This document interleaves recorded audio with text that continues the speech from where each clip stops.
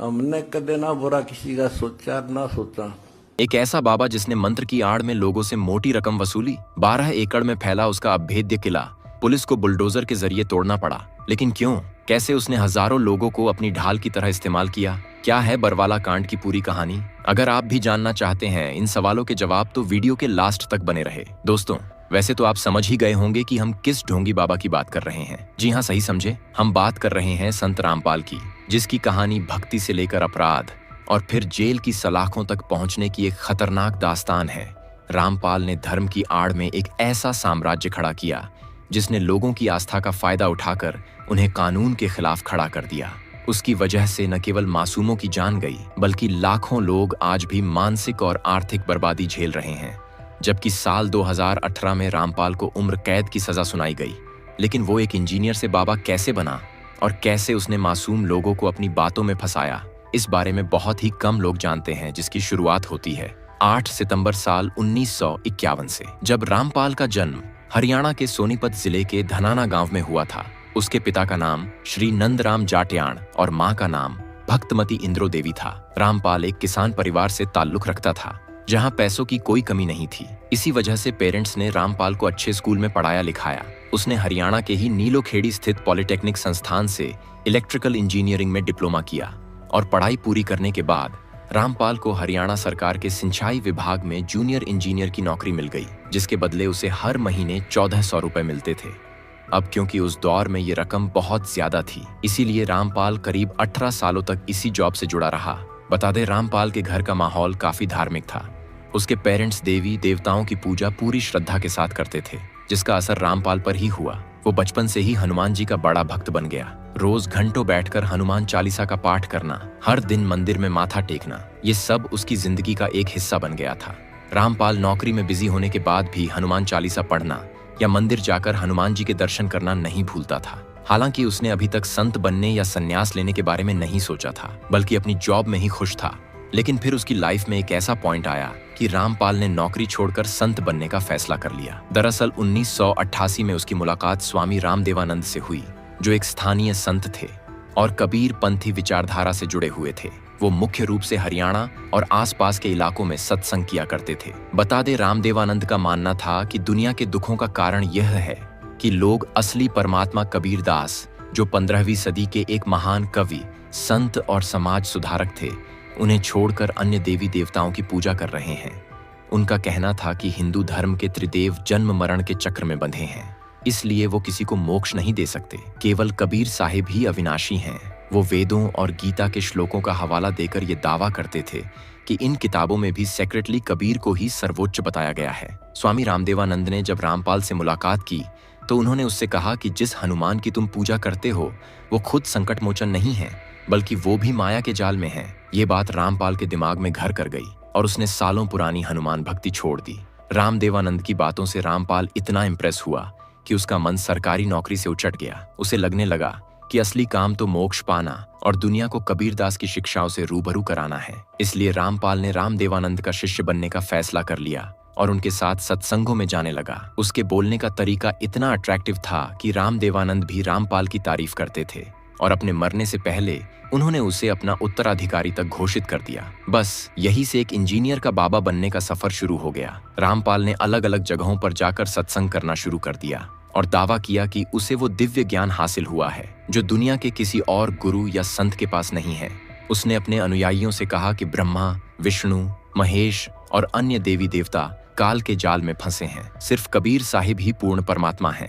रामपाल ने मूर्ति पूजा को पूरी तरह गलत बताया और कबीर की साखियों और भजनों को ही एकलौती सच्ची इबादत कहा। साल 1995 में रामपाल ने अपनी सरकारी नौकरी से रिजाइन दे दिया और पूरी तरह से प्रवचन के धंधे में उतर गया। यहाँ तक कि उसने खुद को कबीरदास का अवतार बताना शुरू कर दिया और खुद को सही साबित करने के लिए वेदों, गीता, कुरान और गुरु ग्रंथ साहिब का सहारा लिया। वो इन पवित्र ग्रंथों के कुछ कठिन श्लोकों को चुनता और उनका मतलब अपनी तरह से निकालता था।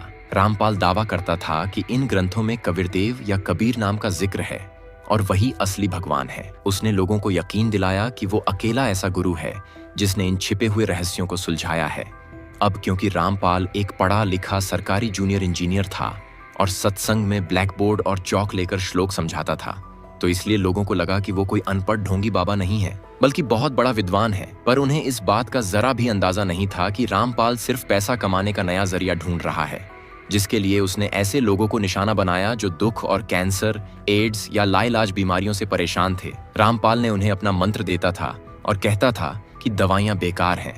अगर वो उसके दिए मंत्र का जाप करेंगे तो कैंसर और एड्स जैसी बीमारियां भी ठीक हो जाएंगी। उसके चक्कर में कई लोगों ने अपनी जरूरी दवाइयां छोड़ दी, जिसके चलते उनकी जान चली गई। पर रामपाल को इस बात से कोई फर्क नहीं पड़ता था, क्योंकि वो तो पहले ही मंत्र देने के बदले लोगों से गुरु दक्षिणा और आश्रम सेवा के नाम पर मोटी रकम वसूल चुका होता था। धीरे धीरे उसका धंधा बढ़िया चलने लगा और उसने हिसार के पास अपना पहला आश्रम बना लिया, जिसका नाम रखा सतलोक आश्रम। 12 एकड़ में फैले इस आश्रम में 50,000 से ज्यादा लोगों के रहने की व्यवस्था थी और इसे एक महल की तरह डिजाइन किया गया था। इसके बाद रामपाल ने मध्य प्रदेश, पंजाब, हरियाणा जैसे अलग अलग राज्यों में करीब 13 आश्रम बनाए, जिनमें से 12 आश्रम भारत में और एक नेपाल में स्थित है। किसी वक्त पर 1400 रुपए की नौकरी करने वाला रामपाल झूठ और धोखाधड़ी के दम पर देखते ही देखते करोड़ों की संपत्ति का मालिक बन गया। उसने लोगों को डराया कि अगर वो उसके बताए रास्ते पर नहीं चले और पैसा दान नहीं किया तो वो अगले जन्म में कीड़े मकोड़े बनेंगे। डर की वजह से लोग अपनी जमीन, मकान और गहने तक बेचकर उसे दे देते थे ताकि उन्हें अमर लोक में जगह मिल सके। जो लोग ज्यादा चंदा देते थे उन्हें आश्रम में खास सुविधाएं और रामपाल से करीब से मिलने का मौका दिया जाता था।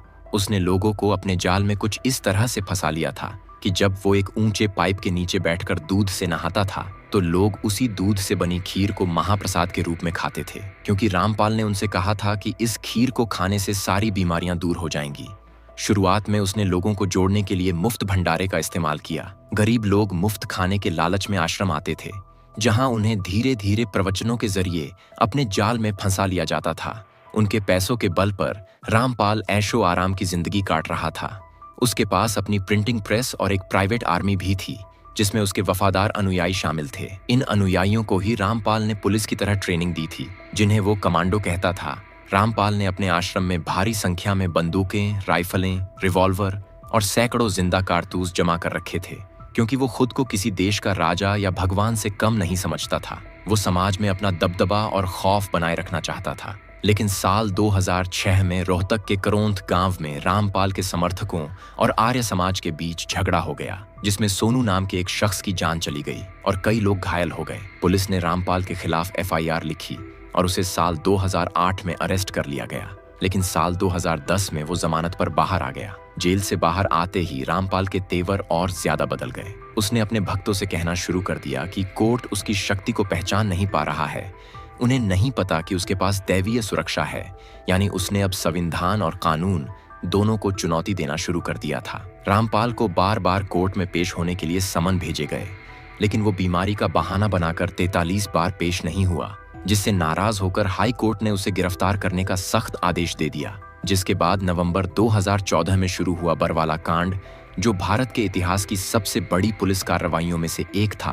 कोर्ट ने रामपाल को पेश होने का आखिरी मौका दिया था, लेकिन जब वो नहीं आया तो हरियाणा पुलिस ने 5 नवंबर 2014 के आसपास बरवाला के सतलोक आश्रम की घेराबंदी शुरू की। पुलिस किसी भी कीमत पर रामपाल को गिरफ्तार करना चाहती थी, लेकिन उसके भक्त पुलिस को आश्रम में दाखिल नहीं होने दे रहे थे, जिस वजह से पुलिस को आश्रम के अंदर पहुंचने में कई दिन का समय लग गया। लेकिन अंदर का नजारा तो और भी ज्यादा हैरान करने वाला था, क्योंकि 15 से 20 हजार अनुयायी रामपाल की सुरक्षा में खड़े थे, जिसमें महिलाएं और बच्चे सबसे आगे थे। पुलिस के लिए सबसे बड़ी चुनौती यही थी कि अगर वो गोली चलाते या आंसू गैस के गोले फेंकते तो निर्दोष लोग मारे जाते। इसलिए पुलिस ने दूसरा रास्ता अपनाया। बुलडोजर का इस्तेमाल करके आश्रम की बाहरी दीवारें गिराने की कोशिश की गई। जवाब में आश्रम के अंदर से गोलीबारी हुई। चारों तरफ धुआं और चीख पुकार मच गई। पुलिस ने आखिरकार आंसू गैस के गोले छोड़े और दीवारों को तोड़कर अंदर दाखिल हुई। जब रामपाल को लगा कि अब बचना नामुमकिन है, तो वो आश्रम के अंदर बने एक सीक्रेट लग्जरी बंकर में छुप गया।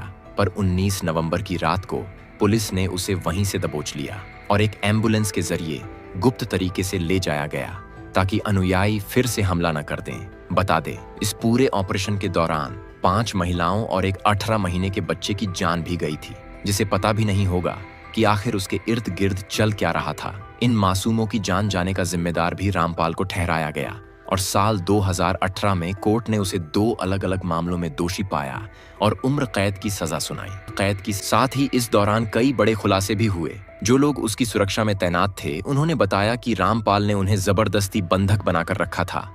इनमें बड़ी संख्या में महिलाएं, बच्चे और बुजुर्ग शामिल थे, जिन्हें सबसे आगे खड़ा इसलिए किया गया था ताकि पुलिस कुछ न कर सके। यहाँ तक कि आश्रम के सेवादारों ने अंदरूनी गेटों पर ताले लगा दिए थे और किसी को भी बाहर जाने की इजाजत नहीं थी। पर पुलिस ने आश्रम से करीब 15,000 लोगों को सुरक्षित बाहर निकाल लिया था, जबकि रामपाल भी 10 अप्रैल साल 2026 को 11 साल की जेल काटने के बाद जमानत पर हिसार की सेंट्रल जेल से रिहा हो गया है। तो दोस्तों, आपको क्या लगता है, क्या रामपाल को इतने लोगों की जान जोखिम में डालने के लिए जो सजा मिली थी वो काफी थी या नहीं? अपनी राय कमेंट में बताएं। वीडियो को लाइक शेयर करके हमारे चैनल को सब्सक्राइब कर ले। मिलते हैं अगली वीडियो में, तब तक के लिए बाय बाय।